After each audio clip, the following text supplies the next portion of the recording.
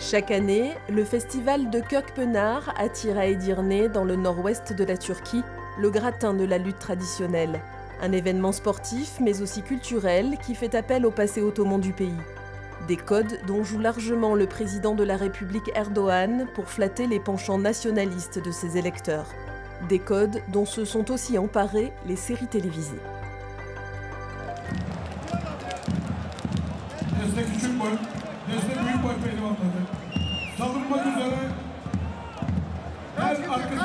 C'est l'événement de l'année dans le monde de la lutte traditionnelle turque. Considéré comme le championnat national, le festival de Kirkpınar a bien plus de valeur que toutes les compétitions mondiales. Cette année, 2400 participants se disputent la renommée ceinture d'or.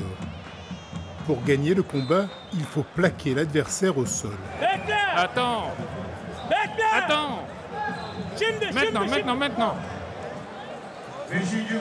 En turc, la discipline s'appelle Yalı Güreş, littéralement lutte à l'huile. Et il en faudra des litres et des litres d'huile d'olive pour enduire chaque combattant, comme Serkan Hasan, venu du club d'Ankara, et très concentré avant l'épreuve. C'est la lutte, à l'huile en plus. Une petite erreur et ça peut être la fin. On va faire attention, il fait chaud. On va faire en sorte que ça dure pas trop longtemps. On va faire tout ce qu'on peut, si Dieu veut. Si aucun lutteur ne renverse l'autre, alors l'affrontement durera 40 minutes et se terminera au point.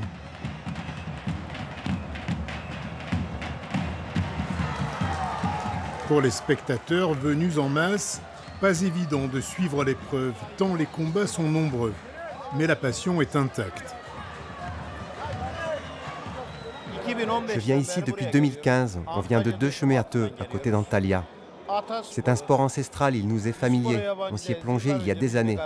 J'ai amené mon fils pour que ça se transmette de génération en génération. J'ai 40 ans, ça fait au moins 20 ans que je viens ici. Je vais voir presque tous les combats. C'est une maladie, c'est un plaisir, c'est le sport de nos ancêtres, de notre prophète.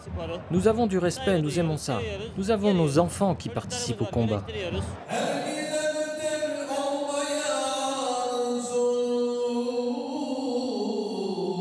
À Edirne, le festival de Kirkpınar commence toujours un vendredi et par une prière. Lutteurs, accompagnateurs, spectateurs se retrouvent à la mosquée avant le début des combats. Tout comme en 1979, quand la télévision française s'intéressait déjà au festival. Il arrive aussi que certains lutteurs aient du mal à se relever, ou ne se relèvent pas du tout. Ce sont les risques du métier. Et heureusement, le service médical est très compétent.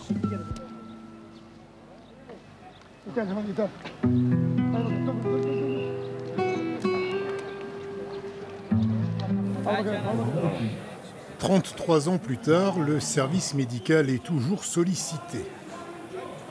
Il est parfois un peu rudimentaire, car ce qui compte avant tout, c'est la lutte. On fait un soin avec de la glace, de la crème et un bandage. Nous essayons d'arrêter l'hémorragie parce qu'il doit lutter prochainement et il faut qu'il soit prêt.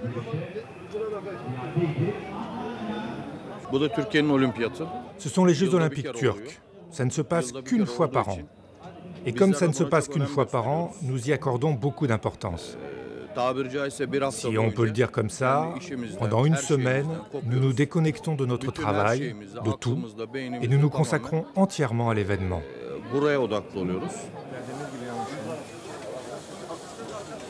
Après le combat vient l'heure du massage et du débriefing pour préparer au mieux le prochain affrontement. C'était bien quand même.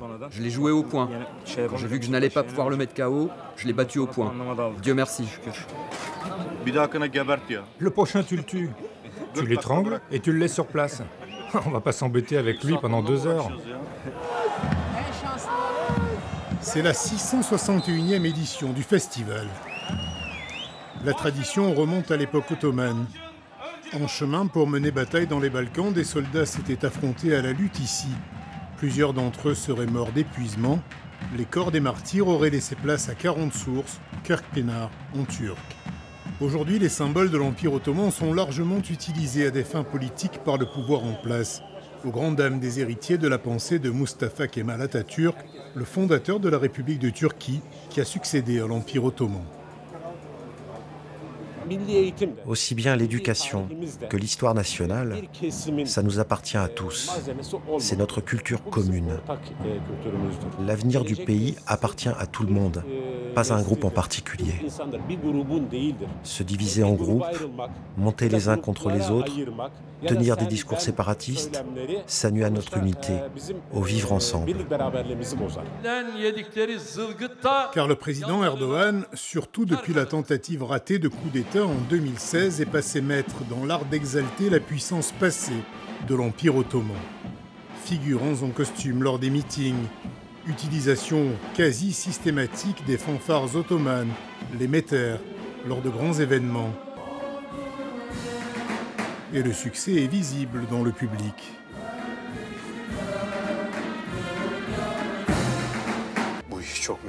Mais les principaux vecteurs du néo-ottomanisme sont les séries télévisées diffusées par des chaînes publiques et privées proches du pouvoir. Elles connaissent un grand succès en Turquie et dans le monde. Et selon cet universitaire, elles ont de réelles visées politiques. Plus qu'à la fidélité historique, ces séries s'attachent à répondre à des besoins actuels. Elles justifient ce qui se passe aujourd'hui, elles le légitiment, elles donnent raison au gouvernement en place, et elles font tout ça en faisant passer un message « Ne refaisons pas les mêmes erreurs que dans le passé ». Les erreurs du passé pour les partisans d'Erdogan remontent peut-être au démantèlement de l'Empire avec la création de la République par Atatürk et le reniement des derniers sultans comme Abdülhamid. Aujourd'hui, l'engouement pour l'ottomanisme semble baisser, comme les intentions de vote pour le parti au pouvoir à quelques mois des élections.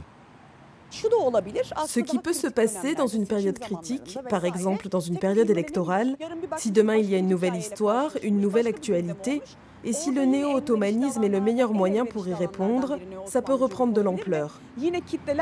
Et les gens s'identifieraient encore une fois aux personnages que l'on voit dans les séries et diraient « Nous n'abandonnerons pas Erdogan comme ils ont abandonné Abdülhamid ».